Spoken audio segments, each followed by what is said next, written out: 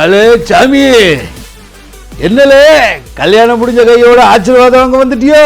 எங்களே உன் பொண்டாட்டி கேவலம் 13,500 ரூபாய் சம்பளத்துல ஒரு செட்டு காக்கி ட்ரெஸ், ஒரு பூட்டை போட்டுக்கிட்டு 4 போலீஸ் ஸ்டேஷன்ல 40 போலீஸ்காரங்களை கண்ட்ரோல் பண்ற உனக்கே இவ்வளவு திமிரு இருக்குன்னா 8 மாவட்டத்துல 16 MP 32 MLA வச்சுக்கிட்டு ஒரு சேட்டையே கண்ட்ரோல் பண்ற எனக்கு என்ன திமிரு இருக்கும்? அதான வெச்ச வெட்டு.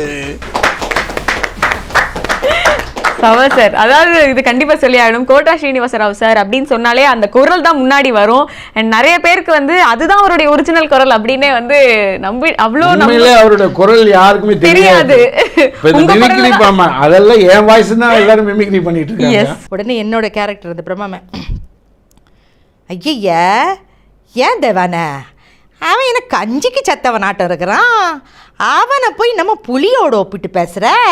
ஐயா அதெல்லாம் வேணாம்ப்பா, வேணாம், நீ நல்லதாக பார்த்து எடுத்துக்கொடு, நாங்கள் போகிறோம், போயிட்டு சரியில்லைன்னா மறுபடியும் திரும்பி வந்து அது சரி பண்ணிக்கிறோம், சரியா அப்படின்னு.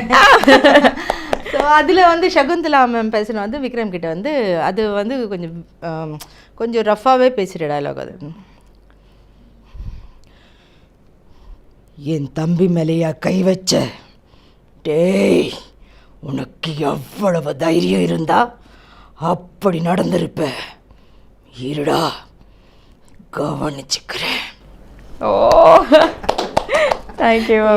இது ரெண்டும் தான் எனக்கு மனசுக்கு ரொம்ப பிடிச்சதா. நிறைய படம் பேசி பண்ணியிருக்கீங்க, பட் இது ரெண்டும் டக்குன்னு வருது.